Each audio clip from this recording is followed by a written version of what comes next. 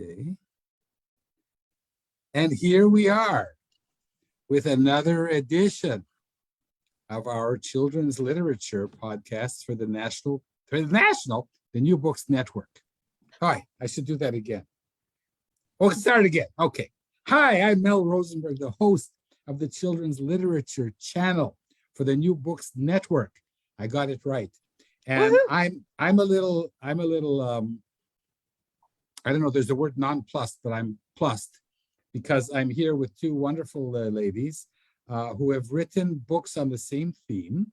And we're going to be celebrating Michal Babay's new book, which is called, Michal? The Incredible Shrinking Lunchroom. Which is coming out in? It comes out July 25th, and it's illustrated by the late, great Paula Cohen. Okay. And was that the last book she illustrated? Unfortunately, yes. She had just finished her own debut author-illustrator book, and then she illustrated mine, and then she unexpectedly passed away. So yes. So we'll dedicate this interview to her. Fantastic. And your book is published by? Charlesbridge. And your agent is? Laurel Simons is my agent, and my editor was Yolanda Scott. And also, we had a new woman who came and joined us as well, who's fantastic, Alexandra McKenzie.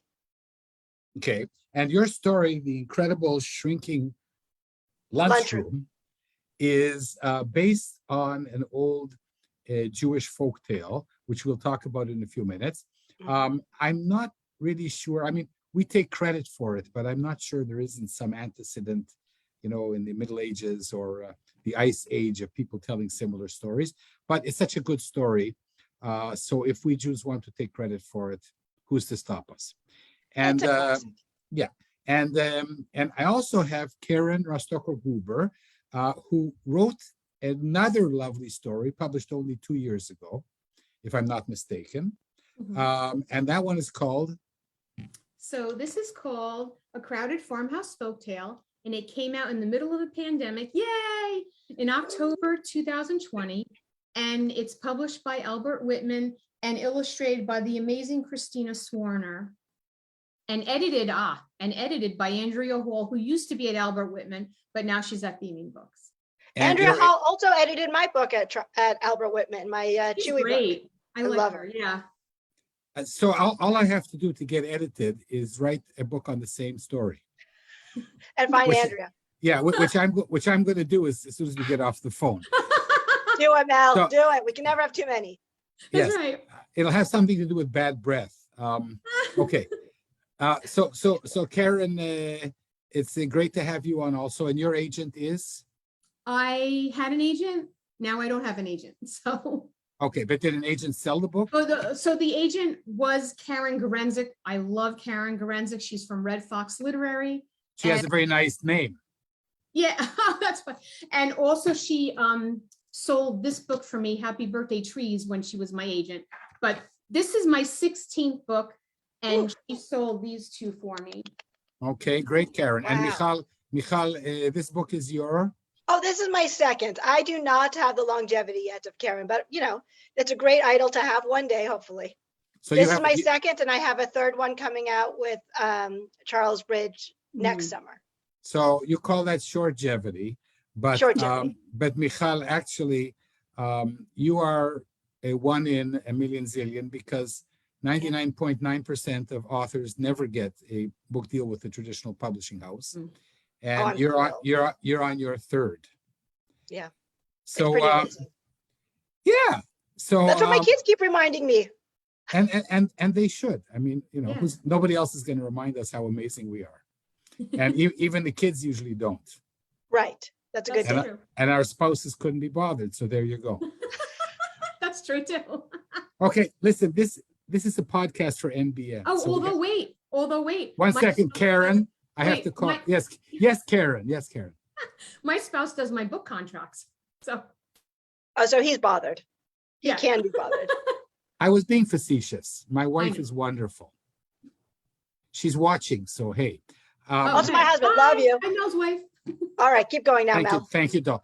Listen, we have to be serious. This is an NBN podcast. about children's literature, and I'm the host. Okay, so we're not going to monkey around for like 3 seconds. Michal, Yes. tell us about your life and your career and how you got to be where you are. My life. Wow. I was born in Israel, actually, and then moved to Tucson, Arizona as a kid because my dad was a professor at the University of Arizona. So I was raised in the desert. You know what they say, Jews love to be in the desert. And then I went to college in San Diego, married my college sweetheart, and we live in Southern California now. I have 3 kids. Well, they're not kids, excuse me. They would all kill me for saying that. They're all teenagers now, and lots of opinions. And I was a teacher for years, an elementary school teacher, and I always wanted to become a writer. So in 2015, I started writing picture books. This was my very first story that I wrote in 2015. It's gone through a number of revisions, obviously, but I was teaching, so I wrote about a school. And then my older daughter has celiac disease. She got very, very sick in 2017, 2018. I had to stop teaching to take care of her, and then she had a life-threatening depression because of it. So I lost 2018, and when that year ended, 2019, I was like, that's it. I'm serious about writing. I'm serious about my career now. She's healthy. It's time to dive in. And that's when I actually went to a conference, an SCBWI conference, and I did a paid critique with Yolanda Scott. And this was the manuscript that I had her critique, and she liked it. And as we were leaving, I said, we had the opportunity to submit. Would this be something I should submit to you? And she's like, yeah, actually, I think I might be interested. So that's how that started. And then I got the agent in 2019. Laurel signed on with me. Incredible. Yeah, it was great. So very lucky and very talented. Can I? Thank you. I mean, I hope so, but you never know. Yes. Okay, Karen. Yes. Dear. Yes. Did you get Yolanda at the same conference as? Yeah, Yolanda was actually in 2019 at the SCBWI conference. She's the woman, the editor who. No, I mean the agent. Did you get the agent on the same conference as you got? Oh, no. So no, I actually ended up querying Laurel. I would never, ever suggest to do this, but this was my 4th query to her because she had been interested in this story originally. This was the original one she was interested in. And then I sent her some other stories because she asked to see more. And she said, thank you, but no, thank you. And I thought, okay, great. I'm sending you more stuff. Then I queried her again and she said, really, no, thank you, but no, thank you. So I was like, okay, one more time, because I really like you. I really think we'd be a good match. And then again, thank you, but no, thank you. At that point, I'm like, I really got to just shut up now. Stop, leave her alone. There's plenty of other agents. So I did my own thing. And then once August 2019 happened and Yolanda made an offer on, Charlesbridge made an offer on this book, then I sent it out to all the other agents that I had the query with. And I had also had my gluten sniffing service dog out being queried at the same time. So I said, you know what? Laurel really liked my stuff. Why not? What do I have to lose? She'll say no and I'll leave her alone forever, poor woman. And she actually was like, I really like your stuff. I've had a folder on you since you started querying. She said yes. So yeah. So I guess that one of the take-home messages is that sometimes it's okay to be a nudnik. It is a very polite and respectful nudnik. If there is such a thing. Yeah. But that's incredible. So, like when you were a 5-year-old, what were you like? When did you start aspiring to becoming a writer? I always loved writing. I used to write haikus for everybody for their birthday presents. So, or limericks. I would love limericks. I'd be like, there once was a girl from Tucson and, just go from there. Can't think of any rhymes right now, but they were not good. Okay. But there once was a girl named Babai. Yeah, exactly. I can't do it on the spot, Spell. Who spent her college years getting this is supposed to be a good show. Good grades. No, you didn't let me finish. Hi. Yeah, why? Yeah, I got nothing for you. What were you thinking? So you were writing for a young age. Now, I have this question. Karen knows it. I ask everybody. Do you write for the 5-year-old you, Michal? So my kids will tell you I am kind of I would say a 6 or 7-year-old in general. So I'm not really writing for the 5-year-old me. I just sort of am a 5-year-old me, which is why when we go out, my 14-year-old will be like, Mom, don't sing, don't make up your rhymes, don't embarrass me, pretend to be an adult. So based on my two previous interviews with Karen and her dummies, I would say that you are in good company today. Yeah, fantastic. That's why we had the same inkling on which story to write. that's right. Absolutely. But this is your second book, Mine, yes, correct. and your first book is called, and you want to show it for a minute? I would love to, but I left it in the other room. I will let Karen talk. I can go get it. But the other one is called I'm a gluten sniffing service dog. A gluten service sniffing dog. You know what, Karen? I'm going to take myself off for a minute. I'll go get the book. Yeah, I'm a gluten sniffing service. I'm a gluten sniffing service dog. I'm a sniffing, gluten serving dog. Gluten sniffing service dog. It is actually based on our true poodle service dog for my daughter with celiac disease, because she was getting so sick and she was in and out of hospitals, and she was on steroids to calm down her stomach, which, you know, you can't do for a celiac, but because she was constantly sick, it was a last ditch effort. It was truly the last thing that we could do for her to calm her down. I said after that she ended up in hospitals. I said, no more. I really don't want her on any medication, and gluten is everywhere. And she was such a sensitive celiac. So I researched service dogs for people who have celiac. And I found Jillian Skelke with Creating New Tales. And she herself has Crohn's and is gluten-free and has trained her dogs. And that's what she does. She trains dogs for diabetes and celiac and allergen detection and anything. So she trained our poodle, Chewy. I mean, Chewy was a service dog. She trained him. And then I ended up writing a book about it once Alina was healthy and I was able to come back to the normal world.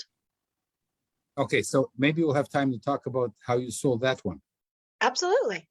Whenever you want. One sentence, because you just told us how you got into writing. That one was actually, oh, sorry, Mel. That one was an easier sell. You have to apologize to everybody who's listening because it's unclear now.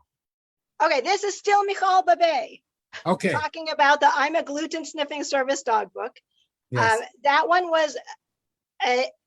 got agents and editors' attention right away because it is so unusual to know about a service dog who can actually sniff gluten for somebody with severe celiac sensitivity. And then it was a little bit of a harder sell because it's more of a niche story. So even though agents and authors, editors were interested, they were concerned there wouldn't be enough of an audience for it. But Andrea Hall at Albert Whitman loved it and was an amazing match for it, and offered for it. And I've been thrilled to have worked with her and with Albert Whitman for that. Incredible. So one book with Albert Whitman and one book coming out with Charlesbridge and another one coming with out. Charlesbridge. And I'm going to have to interview you again. Fantastic. This is getting to be a regular thing. I don't mind seeing your face again, Mel. You're the first person who said that in years. So Karen, I want to ask you now something. So did you guys meet at Albert Whitman? How did you guys meet? Well, okay, so this is kind of like a weird story, but Paula Cohen Martin, who published this book, Big Dreams, Small Fish, she was in my critique group, and she was supposed to illustrate two of my books that I can't say the names for. One of them's coming out with Apples and Honey Press in 2024. Another one is still being worked on. She was supposed to illustrate those two books after she kept telling me after she was off her deadline. So I had met her, I think in November, right before she passed away. She passed away, I think, in February.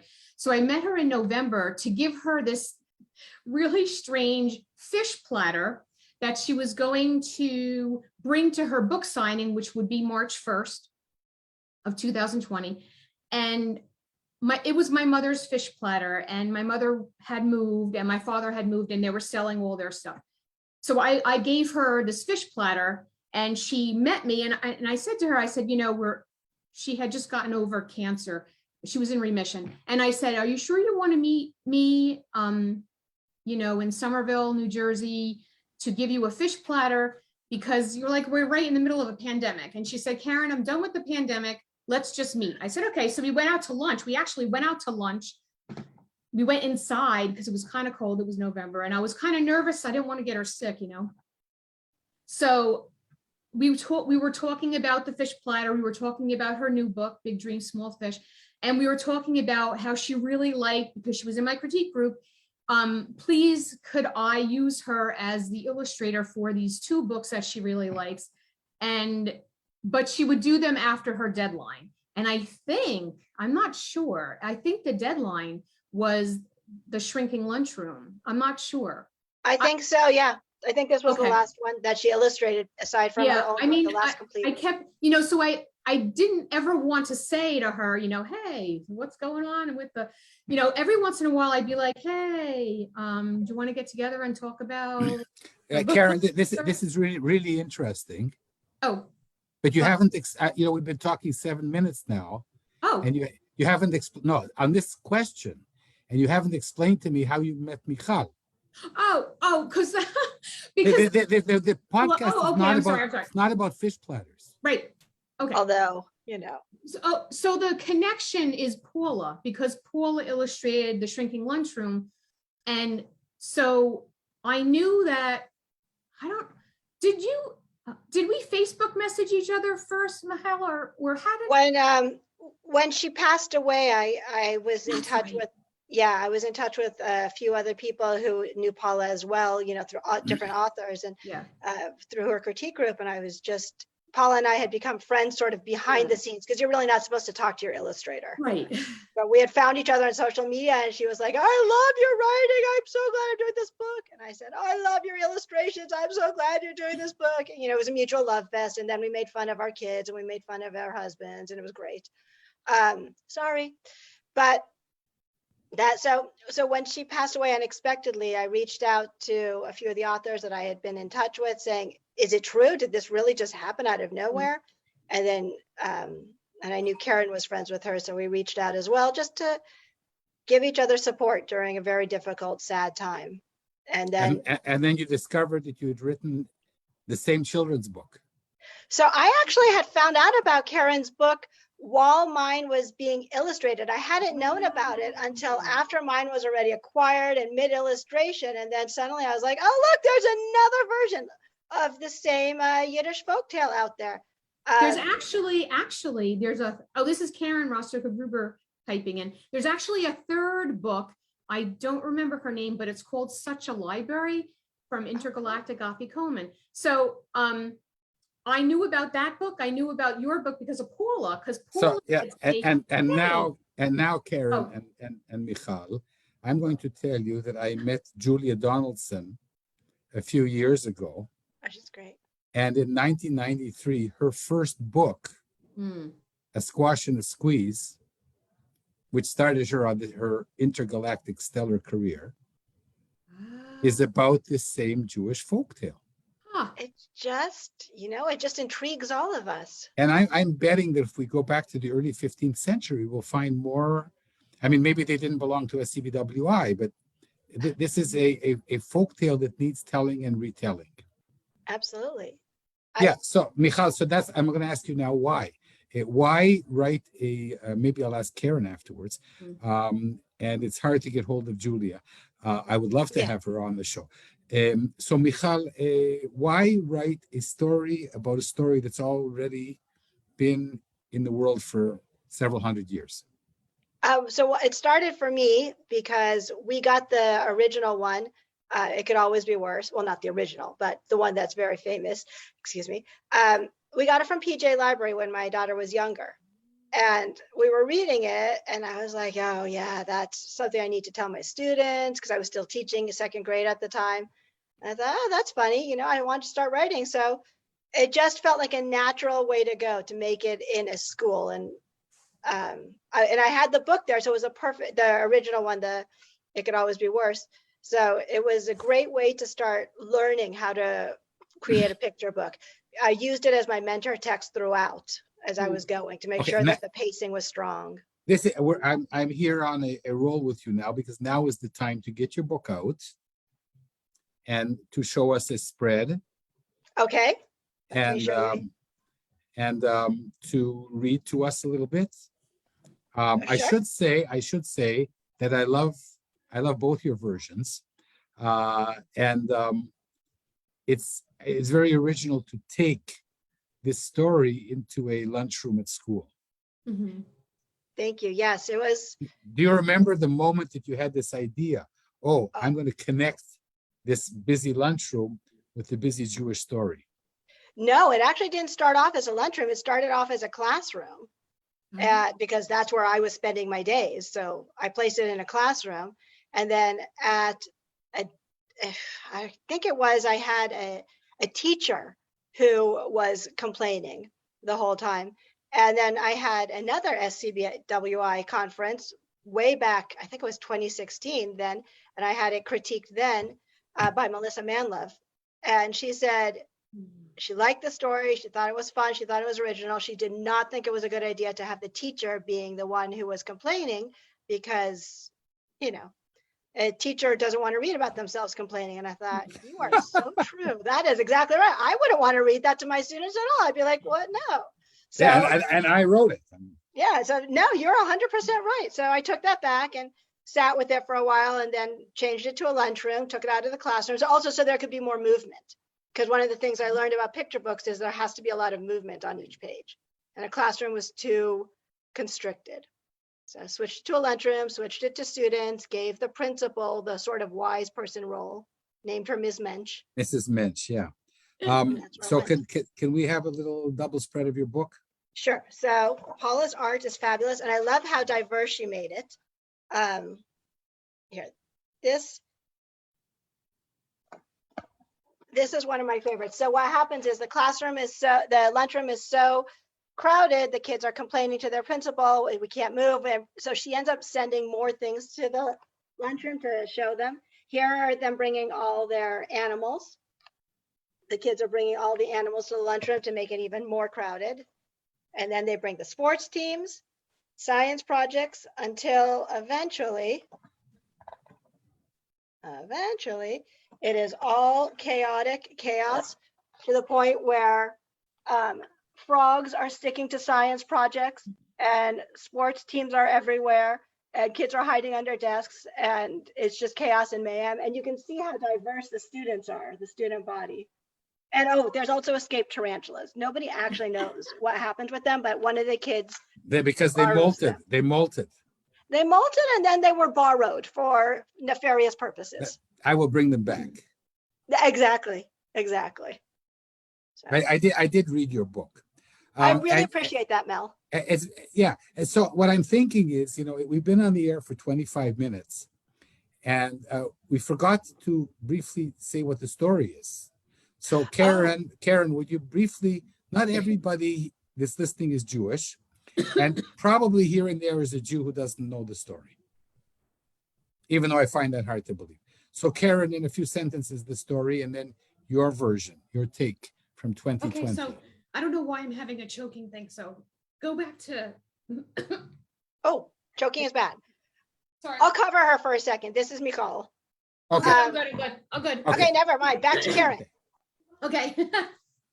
Choking is very bad for ventriloquists. It's a Yiddish folktale about how things could always be worse. Like if you think your house is too small and you keep bringing in stuff, and then it's basically a story about perspective and being grateful for what you have and not knowing what you have until all this other stuff comes in. And then you're like, wait a second, maybe my house wasn't so crowded.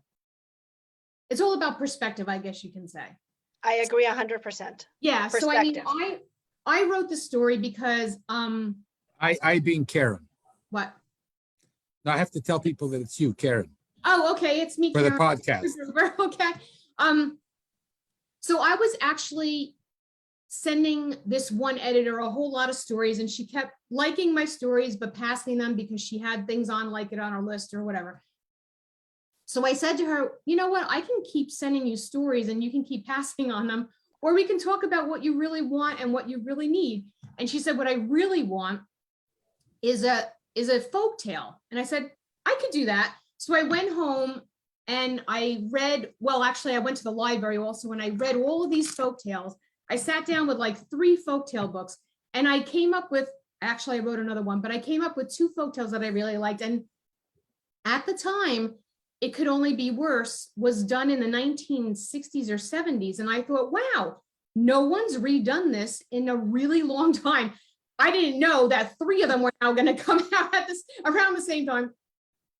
So, but when I finally wrote it, and it came to me at 3 o'clock in the morning. All I wrote was, I just wrote like 4 sentences, and it was actually a little bit of I also like little bits of rhythm and rhyme. And all I wrote at 3 o'clock in the morning was, there's no room to sit, no room to pace, no room to rest, no extra space. And I said, oh my, that's it. So then I built a whole story around it, and I sent it to this editor who said, you're not going to believe this, but we just acquired a book just like that. And I went, what?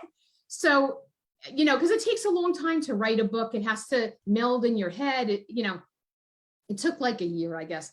And then, so I sent it to, then I got an agent, and I sent it to Karen Gorenzik. She really liked it, and we sold it to Albert Whitman. But it all began with this tiny little sticky note after reading so many of these folktales. And, at the time, like I said, nobody else had redone it. And I said, this is perfect. I'll redo it. I love this story. I loved it when I was little. And I based it in, it's a crowded farmhouse folktale. And what happens is, as some people know and some people don't know, it's actually not that bad of a house. There's a lot of kids. And I put my mother and father's name in it, Earl and Marge. Oh. And I have, instead of a wise man or a rabbi, I have a wise woman in town. And the illustrator very smartly actually used, which I call context clues for the kids when I'm reading it to them. Every time Farmer Earl comes in and he says, my hugely huge family is too large for our itty bitty house, she looks in her window, she must be next door, and sees that there's ducks. And she says, put all your ducks in the house, said the wise woman. And he says, how's that going to help? Wondered Farmer Earl, but he went home and he did as he was told. And I always said to the kids there, I like repeated refrains, and there's some craziness going on when they bring the ducks. And then, of course, they bring in, now she's very calm. It's incredible. So thanks. I'm going to go now back to Michal. And Michal, can you read to us some of your parallel writing to what Karen has written? So I'll start with the beginning too, just because it's always better to start at the beginning. Okay.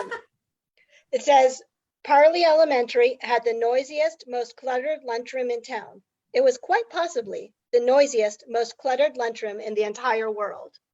So trying to set the scene right away. That Okay, can you jump now to Mrs. Mensch, who is also a female figure, like exactly, also a female figure. So there's a lot of parallels here, right? There are. I think we wanted strong females to be in charge, and I named her Mrs. Mensch because even though it might seem that she's working against the students, she really loves them and is working for them so that they have lifelong perspective on that things could always be worse, and to be grateful for what they have. Just like the rabbi in the story. I mean, he's he's trying to teach that you can always make do with what you have. Always, exactly. And coming from immigrant parents and, a father who was a Holocaust survivor, I know it could always be worse. So really be grateful for what you have. So I don't know if you can see this page, but also with the foreshadowing, you can see Paula put a little NASA snow globe here to show that that's the principal's inspiration for bringing in the science projects into the lunchroom to make it more crowded. And then behind her are the frogs, which is the inspiration for later on to bring in all the animals in the school to make the lunchroom more crowded. And there is also a scene where the principal is throwing, she's eating her apple. Each scene she's eating something throughout the day, starts with coffee, then goes to her sandwich, then an apple. I was really hungry when I was writing. And you can see here at the end, she's eating her apple and she throws it through a basketball hoop into the garbage. And my editors and I were debating, how do we foreshadow that she has the idea to bring sports teams into the lunchroom? You know, she's a principal. She's probably not going to be out dunking basketballs. So we said, you know, she's dunking apple cores in her room into the garbage. She might be Dunkin' Donuts. Yeah, she might be Dunkin' Donuts, and maybe she is dunking basketballs. I don't want to stereotype Ms. Minch. Exactly. So listen, this book comes out in July. July this summer. And Charlesbridge, and people should buy it. Yes, please. I don't believe also to buy Karen's book, which is out for a couple of years. Absolutely. But maybe it's doing very well without my pushing it. Having said that, it's very interesting because I teach my beginners to write a humorous and engaging story, and leave the moral somewhere far behind. Yes, and I try to usually, except for this is all about the moral, which is so funny. Yeah, so a few words about that from Michal and then from Actually, Karen. From Michal and then, yes. Oh, okay. This is now Karen speaking. Okay. Yes. This is Karen Rostoker-Gruber speaking again. Actually, I, like Mikhail, I don't actually ever say what the little moral of the story is. The kids have to figure it out on their own, and they do, and they can.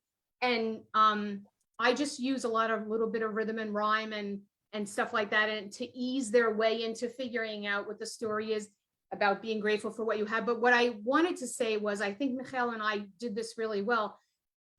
We wanted, I mean, I did. I took out. You're saying this in a very humble manner. I took out all the Yiddish and the rabbi. I wanted everybody in the whole wide world to be able to enjoy this story, not just Jewish children. So I took out all the rabbis and the Yiddish and everything like that. But it is based on a Yiddish folktale. And I actually, one second. Not to exactly the same. This is Michal. Michal Babay going to speak, yes. This is Michal. I did similar in the fact that I put it in a modern, lunchroom and with modern kids, but I specifically did ask that there be positive Jewish representation in the illustrations as well. That's one of the things I ask for in all of my books, no matter what, because there's so few positive Jewish representation, just casual, like a kippah or a Jewish star or even a mezuzah on the door, just something to say, hey, we are diverse and we're here and it's wonderful. And that's not the point of the story. It's just, so Paula did completely diverse cast of kids, which is wonderful, but I did keep it Ms. Mensch specifically to keep it with the Yiddish theme. And then my editors asked that I write the author's note afterwards, just for people who were upset with the principal for not stepping in and making things automatically better, which, is great in an ideal world, but that's not how real life works. You don't get to just wave a magic wand, especially in a school. So our time is running out, and this has been wonderful. And I think that this is what, sometimes there's a picture book that teaches things to us, to writers, to authors. And I think that these stories, both of yours, teach something to the authors. What would that be? Karen, I'll let you go first. Yeah. Okay, this is Karen Rostoker-Gruber answering Mel's question. I think it's that you can take a story, and a lot of different authors have different takes on the same story. And even though, so a lot of stories come out at the same time. Like I remember Nancy Chernin and Leslie Kimmelman both came out with an Irving Berlin story.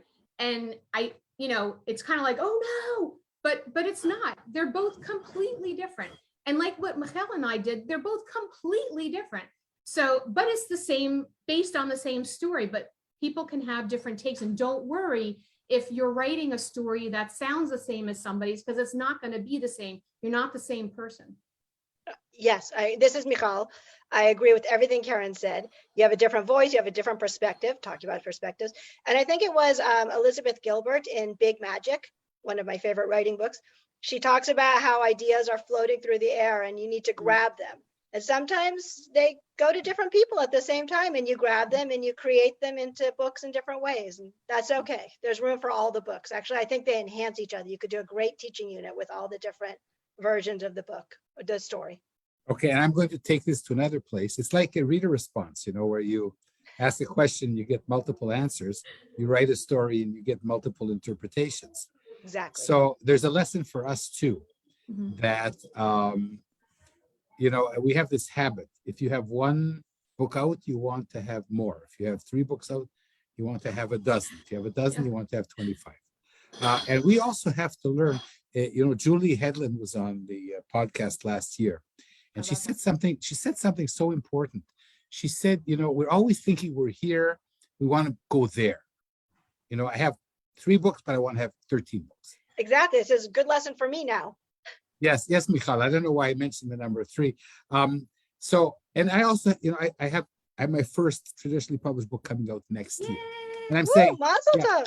Thank you. And I'm saying, oh, just one? So we're all guilty of the same mishigas, which goes back to your stories, which is, you have to be super thankful, right, to be a lucky to have somebody acknowledge your writing, and not to be like Earl or the students, and to quote Julie Hedlund, she says, as writers and maybe as human beings, we're always there. We just don't realize that it's not from going from here to there. We're always in a there. We just have to acknowledge that we are there. That's so true. This is Mikhail. Yes, that's very, very true. And we really learned that after my daughter's illness and depression, which resulted from the illness. And, now we're back here every day. I am grateful, whether I'm tripping over the dog or, slamming into the door, running and doing things. I still am really grateful every day for just people's health, mental, physical, for where I am, and definitely for the books. It's a huge blessing. And although it does inspire me to keep going. Right. Well, keep going is great. But we also have to spend like a few milliseconds a day being grateful that we are where we are. Absolutely. And in that context, I'm going to tell you and the readers, who are listening. Readers and listeners. Yeah. The readers and the viewers. how lucky I am to interview wonderful authors like you both. And I'm going to thank you separately. So Michal Babay, your incredible Shrinking Lunchroom, this marvelous book, illustrated by Paula Cohen, and they were remembering her again, which is coming out just next month. Yes. And so a huge mazel tov. And we want to be generic. So congratulations. Thank you. I will take it in every language. And may this be the second of many. Amen. Okay. And Karen Rostoker-Gruber, who has already published 16 stories with more Amazing. On the way. And your book from 2020 is called A Crowded Farmhouse Folktale. Congratulations, also a wonderful book, which you should buy if you haven't already. And thank you, wonderful ladies, for being on this podcast, the New Books Network podcast. And this is Mel Roseberg, the host of the Children's Literature Channel. I got it right finally. Saying thank you very, very much. And everybody, if you haven't bought a picture book this week, run out and buy a couple. Thank you so much. Thank you. Bye. Thank you, Mel, so much for having us on. Bye. Oh, my great pleasure. This was a joy. I'm going to run now and write a story based on the folktale. About a shrinking podcast? I have no idea. Maybe a shrinking head of hair. I haven't figured it out yet. Maybe a limerick. It's been great, folks. Big fan of limericks. Bye. Bye.